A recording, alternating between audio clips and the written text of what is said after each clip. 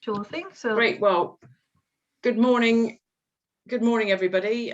We are just about to start the Developing Inclusive LGBT Network. This is the part of the WEI support series, part 3. My name is Mandy McBain. I'm a client account manager and my pronouns are she, her. And I'm co-presenting today with my colleague. my name is Hafsa. My pronouns are she and her, and I'm also a client account manager at Stonewall. Great, thank you. We've also got a tech support team with us today, and that's our colleague Kerry. And if you need to contact them directly at any point during the session, please do so using the chat function, and she should be able to help you out. Okay, so just for those that didn't join right at the beginning, as we say, please make sure that your microphone is muted and your camera's turned off. We will be recording this session. The question and answer session at the end won't be recorded, so don't worry about that. We do everything we can to create a very safe space here and a respectful environment. But if anyone makes you feel uncomfortable during this webinar in the chat, please do send a message to our support team. And hopefully this session will be pulling together everything that you've covered in the previous webinars and also in the consultancy sessions. So today's session will be going over section 3 of our Workplace Equality Index, which is all about LGBT employee network groups. We'll be talking about the section itself as well as some key changes. We'll be talking about how to improve inclusivity in your networks, common challenges and useful tips, and then we'll go to our question and answer portion. So just a brief summary on what the section 3 of the Workplace Equality Index is. So LGBT employee network groups is, as it says, it's focused on the work of your LGBT employee network group. When we talk about employee network groups, we also do include wider, broader diversity and inclusion network groups, as long as there is still a branch of focus on LGBT employees and clients and customer service base.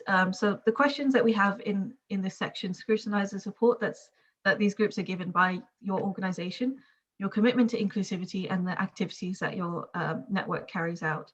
And the section has 8 questions, most of them with sort of sub-questions amongst that.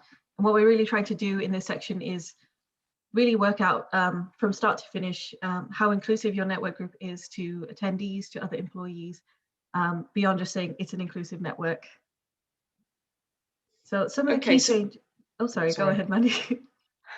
So some of the key changes that we've brought in, so emphasize the organisation's commitment and support to the network, stronger emphasis on improving the inclusivity of networks, continued focus on bi and trans inclusion, as well as marginalised and underrepresented LGBT groups, and focus on staff in multiple locations and dispersed networks. So what we know is that LGBT networks in many cases are run by volunteers, and this commitment is on top of their primary roles in the organisation.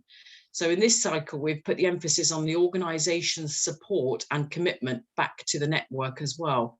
So networks need organisations' wider support to be given resources, time and recognition. And we hope that this has come through in the will come through in the WEI.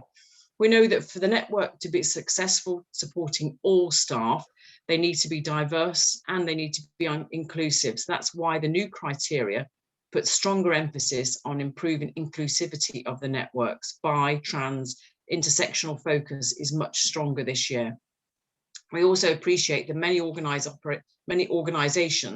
operate in diverse regions, have multiple offices, or like many of us with this new way of working, have a lot more staff working at home in a way that they've never had that before. And so this needs to be addressed when it comes to LGBT employee network groups. So this is an area to focus on during this cycle. So this is why we put the focus on staff in multiple locations as well. So here we're also looking at holding campaigns, initiatives, seminars, or events.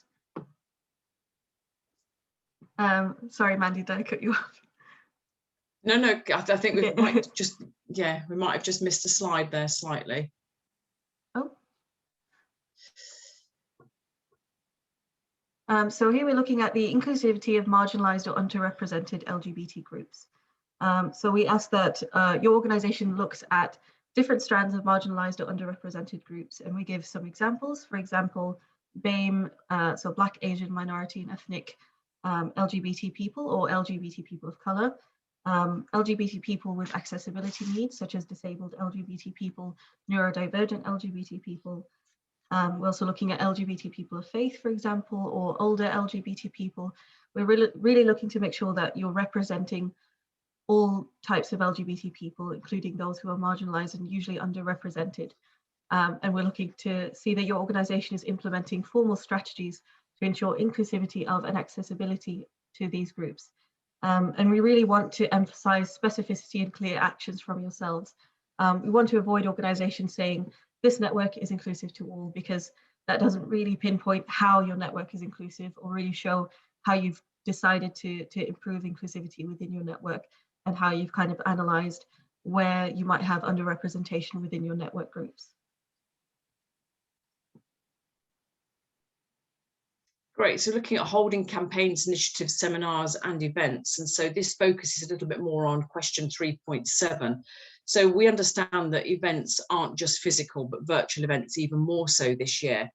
And so these can be run by the employee network group alone, or they can be held in consultation with the D&I teams. But so long as the LGBT network have really been consulted and have an involvement with this. And so you'll be awarded for up to 3 examples from the past year, and these should look at the experiences of specific marginalized and underrepresented groups. And so we offer suggestions in the guidance that is in the WEI, and that helps you understand the actions that may be on offer, but definitely not limited to the areas. So we look at BAME, LGBT parents and families, LGBT people with accessibility needs, and so the list goes on, but it certainly isn't there as a tick box exercise. And so what we're looking for is the network to really be engaging with the experiences of up to 3 of those specific marginalized groups, and to explore different identities through the campaigns, initiatives and seminars. And so we want to hear you explain why you've chosen to focus on the experience of these groups. And so this may be something that has been highlighted in the gap from previous WEIs. And so initiatives and campaigns refers to projects, a series of events, videos or blogs. So it doesn't have to be, as I said initially, the physical events. And really do work with other network groups to have that intersectionality lead as well. So one of the areas that it talks about is work in relation to poverty. And so this is not about making events cheap or free. It's about actually focusing on that strand that you're talking about there. In the WEI from 2023, at least 2 of the groups will need to be different from the previous submission. And so we won't want to see a repeat there as well. So when writing the answers, please make sure your evidence is within the time frame and make it obvious about the activity covered and why you've focused on that. What we don't want to hear is that it's incidental that the person that was talking has a particular identity, but they don't actually focus on that or don't talk about their experiences. And the initiative and campaign must be is externally focused, so it must be internally focused as well. So not just an external campaign that you're doing. We want to see the combination of that as well. Next slide, please, Hafsa.